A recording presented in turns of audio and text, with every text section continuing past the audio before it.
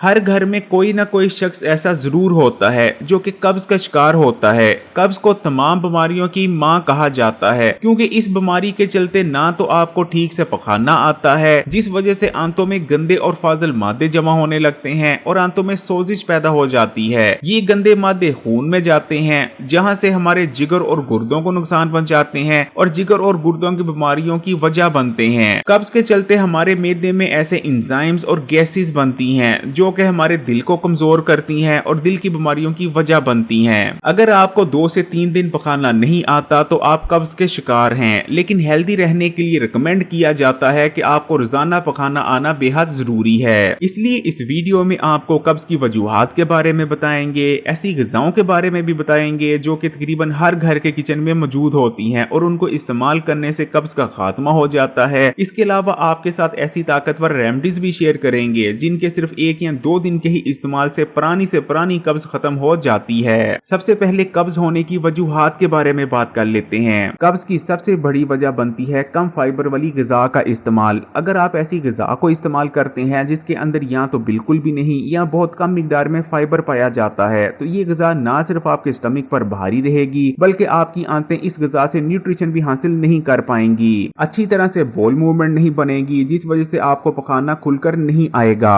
क्योंकि जिस ग़िज़ा के अंदर फाइबर कम मिकदार में पाया जाता है वो आपकी आंतों में ठीक तरह से मूव ही नहीं हो पाती। बिस्किट, बाकरखानी, नान, रिफाइंड आटे से बनी रोटी और सादे सफेद चावल, ये तमाम ऐसी ग़िज़ाएं हैं जिनके अंदर फाइबर बेहद कम मिकदार में पाया जाता है, बल्कि आप कह सकते हैं कि इनके अंदर तकरीबन बिल्कुल भी फाइबर नहीं होता। इसी तरह फास्ट फूड की बात करें तो पिज्जा, बर्गर और फ्राइज, इनमें भी फाइबर नहीं। इसी तरह जो लोग हाई प्रोटीन डाइट का इस्तेमाल करते हैं यानी अपनी रोजमर्रा की जिंदगी में गोश्त बहुत ज्यादा इस्तेमाल करते हैं क्योंकि गोश्त के अंदर भी फाइबर नहीं होता, तो ऐसे लोग भी कब्ज का शिकार हो सकते हैं। जो लोग डाइटिंग करते हैं और बहुत कम खाते हैं उन्हें भी कब्ज हो जाती है। और इसी तरह जो लोग बिल्कुल भी वर्जिश नहीं करते यानी उनकी जिंदगी में कोई भी फिजिकल एक्टिविटीज नहीं होती, हर वक्त या तो बैठे रहते हैं या फिर लेटे रहते हैं, ऐसे लोग भी कब्ज का शिकार हो जाते हैं। बहुत कम मिकदार में पानी का इस्तेमाल और रात को सोने से पहले दूध इस्तेमाल करना, ये भी कब्ज की वजूहात में से एक है। इससे पहले कि कब्ज दूर करने वाली रेमेडीज की बात करें, सबसे पहले उन ग़िज़ाओं की बात कर लेते हैं जिनका इस्तेमाल कब्ज को दूर करने में मदद करता है और मुसलसल इस्तेमाल करते रहने से आप कभी भी कब्ज का शिकार नहीं होते।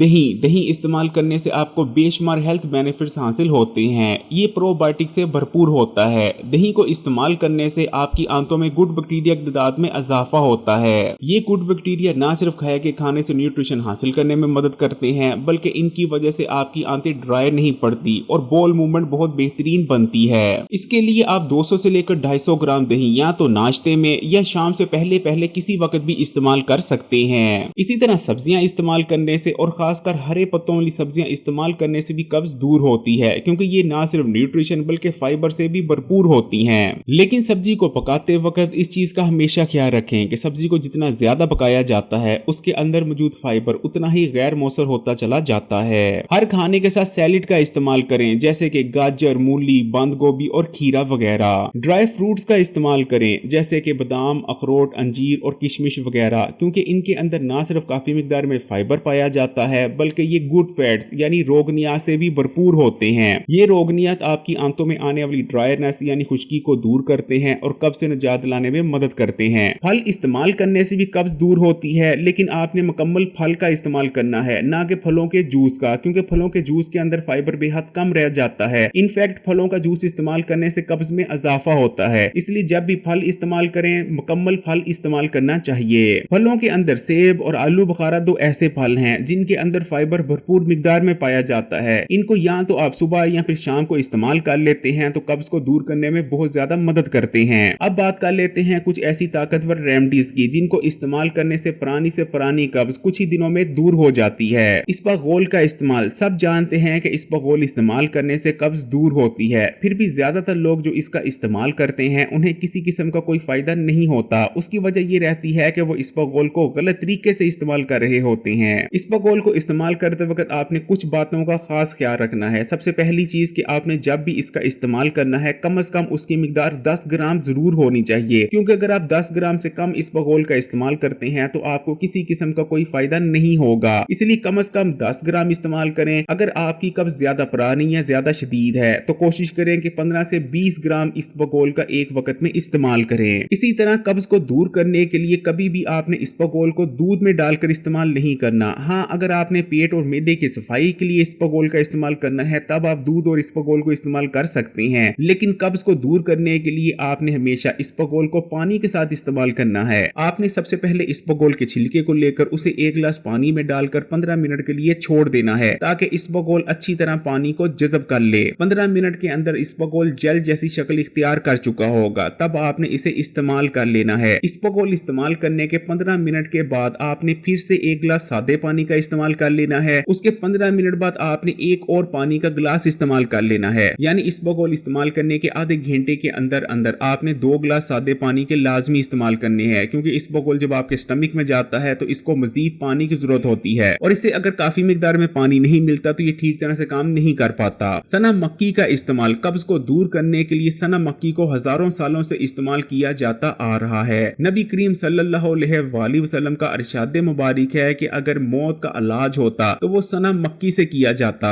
सना मक्की के अंदर बेहद ताकतवर जलाब की खुसूसियात पाई जाती हैं। सना मक्की को इस्तेमाल करने से पुरानी कब्ज कुछ ही घंटों में रफा हो जाती है। अगर आपको हल्की नौयत की कब्ज है, यानी आपको 1-2 दिन के अंदर अंदर बखाना तो आता है लेकिन बखाना खुलकर नहीं आता, तो उसके लिए आप तुखमलंगा का भी इस्तेमाल कर सकते हैं। तुखमलंगा के अंदर सोलिबल और इनसोलिबल दोनों किस्म के फाइबर भी पाए जाते हैं और इसके अंदर ओमेगा 3 फैटी एसिड भी मौजूद होते हैं। तुखमलंगा इस्तेमाल करने से आंतों में आने वाली ड्राइनेस दूर होती है और आपका पेट ठीक से साफ होने लगता है और आपको और भी बहुत सारे हेल्थ बेनिफिट्स हासिल होते हैं। सेब के सिरके का इस्तेमाल अगर आप दोपहर और रात के खाने से 5 से 10 मिनट पहले 1 गिलास सादे पानी में 1 खाने का चमचा सेब का सिरका हल कर उसे इस्तेमाल कर लेते हैं तो सेब के सिरके का इस्तेमाल भी कब्ज को दूर करता है, क्योंकि इसको इस्तेमाल करने से आपकी आंतों में गुड बैक्टीरिया यानी प्रोबायोटिक की तादाद में इजाफा होता है जो कि आपको कब्ज से बचाते हैं। खाने से पहले सेब का सिरका इस्तेमाल करने से खाया गया खाना भी तेजी से हजम होता है और आपकी बॉडी उसमें मौजूद तमाम ही न्यूट्रिशन को बेहतर तौर पर जज़ब कर पाती है। आपको पकाना कितना और किस तरह का आता है, ये चीज आपकी हेल्थ के बारे में बहुत कुछ बताती है। जैसे कि पकाने का रंग क्या है, वो लाइट पीले कलर का है, तेज पीले कलर का है या काले कलर का है। पकाना स्टिकी कितना है, यानी उसमें चिपचिपाहट कितनी है, वो कम चिपचिपा है या ज्यादा चिपचिपा है। पकाना ज्यादा पतला होता है या सख्त होता है। ये तमाम चीजें मिलकर बता सकती हैं कि आपके जिस्म के अंदर क्या चाह रहा है